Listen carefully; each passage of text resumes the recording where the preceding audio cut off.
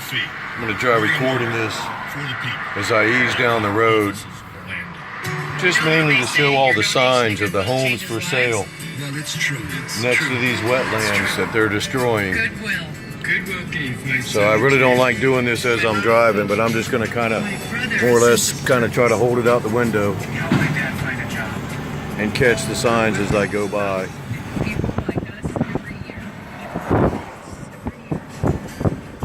And the destruction of our wetlands. And this will continue on down this path.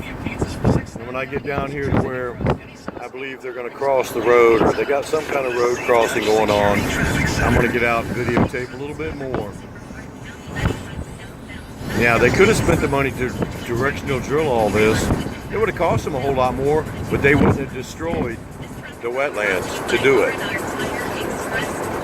But I'm coming up here in the next couple of minutes. I'll be pulling over and showing you a little bit more of this, whatever pipeline it is, and we'll see if it ties to the Sable Trail pipeline.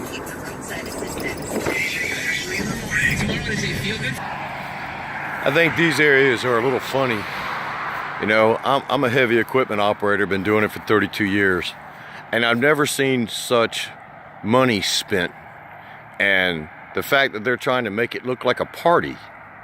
You know, they got the party ribbons all up there, showing that there's a high power line. Caution, overhead power lines. Well, as a heavy equipment operator, that's kind of your job, to pay attention to where your equipment's going and that you can fit under things and that you can operate that piece of equipment. That's why you're paid good money to be an operator. But they also put in all this rock for whatever reason. These are the timbers that they were unloading back there. They put them just off the edge of the road. A lot of added expense. Don't really know what it's going to do, because they're going to take it on down into more wetland. All this back here is sopping wetland. Now, it may not be classified as wetland because, you know, the EPA and the DEP and all of them, they classify things for whatever. But I guarantee you, if you walk back in there, there's water standing. Now I'm going to pan across the street on the side of the street that backhoe's stuck on, and you got the same situation. Let me run across here, see if I can't get hit by a car. And they've done the same thing over here. And just back down there, about maybe a quarter of a mile, is where that backhoe is stuck in the mud. And they've done this on this side, and they've done this in multiple areas. And I think it's ridiculous that they put up that little party streamer so that operator knows there's a power line there. I mean, what kind of operators are they hiring? What are they paying them, $10 an hour, $8 an hour to get on a machine and get it stuck? They're not hiring real operators. It's a real shame. But this all drops off. Hell, down at the bottom of this ditch, compared to the road, there's probably at least a 4-foot drop. And if you walk back in there very far, you're going to be stuck just like that backhoe is. And this is right at, see if I can zoom in on, it's right at the Providence entrance, which is a multi-million-dollar golf course community, gated community, $1 million homes. And this is what they're going to do right out in front. It's a real nice scene. And what all this is for, you got me. A lot of money, I know that.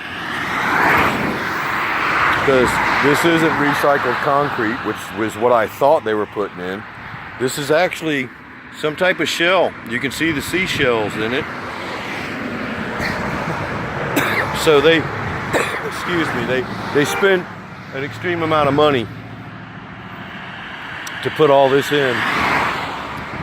And I guess it's so they don't get stuck on the side of the road. But they're gonna go right on out there and rip all that shit apart. And then I think this is quite unique. You know, it's not a road back there. I'm gonna pan around. And they put up a stop sign. Like whoever's pulling out of here wouldn't know to stop before they pulled out on the road.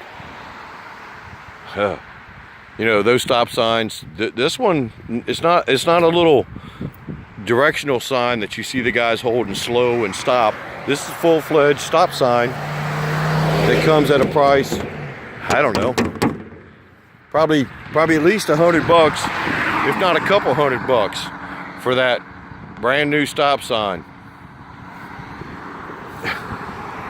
To let their intelligent truck drivers or whoever know to stop before coming out on 1792. This isn't a road. Oh, and there's a stop sign on the other side of the street. I must have been standing right next to it and missed it. Craziness. And we pay for it. Well, thanks again for listening. Y'all have a great day.